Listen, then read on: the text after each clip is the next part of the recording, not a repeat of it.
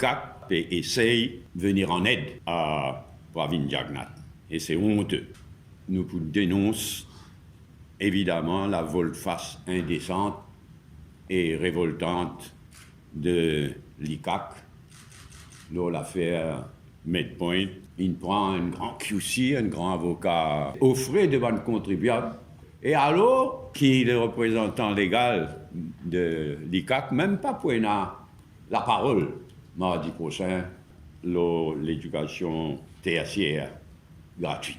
Très probablement une annonce sans catastrophe de sa façon-là, à cause, encore une fois, l'affaire Medpoint. Il y en a au moins 2 cas quand il a comme ça dans le passé.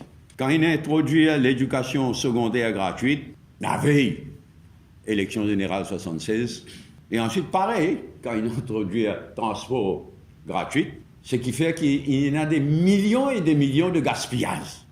Bien évidemment, qui nous pour l'éducation tertiaire gratuite, mais nous condamne le fait qu'il finit une occasion ratée de bien préparer sa mise en pratique. Résultat, une tas de questions restent sans réponse, malgré une soi-disant explication que la ministre a donnée dans une conférence de presse. Jusqu'à hier, c'est dans la liste de 10. Alors, j'ai réalisé hier qu'il oubliait Polytechnics Mauritius Limited. Mais il n'est pas aussi simple que ça. Hein?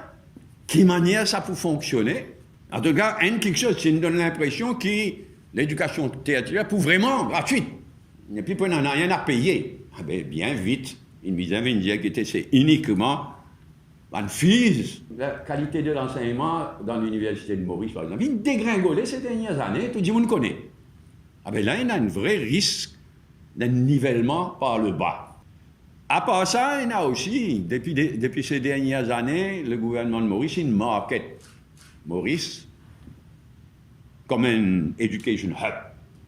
Il invite une université étrangère, venir installer ici, il donne une facilité. Ben, il est clair qu'il annonce ça sans aucune consultation avec sa partenaires internationaux. Depuis octobre de l'année dernière, pris le produit pétrolier dégringolé le marché mondial par 40%.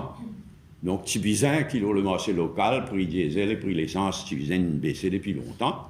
Donc, en catastrophe, là, c'est une baissée, mais il n'est certainement pas assez. Si nous prenons l'exemple de l'essence, il ne baisse pas de roupies 65. En fait, Tibizin, au moins 5 roupies. Et encore une fois, le gouvernement, State Trading Corporation, profitait pour prendre dans poste consommateur. En catimini, il augmente sa somme qui prend le sac litre l'essence et sac litre diesel, qui déjà peut prendre pour stockage de produits pétroliers d'une part, pour subsidier l'eau de la farine, gaz ménager d'autre part. Mais calculer juste ça, si 5 roupies 25 là, si tu mets ça, ça des roupies 65 qui nous peut causer, qui ne baissait, mais il ne s'est pas même nous prêts avec sa 5 roupies qui m'ont dit. C'est inacceptable ça, en Galiga. Il y a une situation bien malsaine autour de tout ça dossier à Galiga.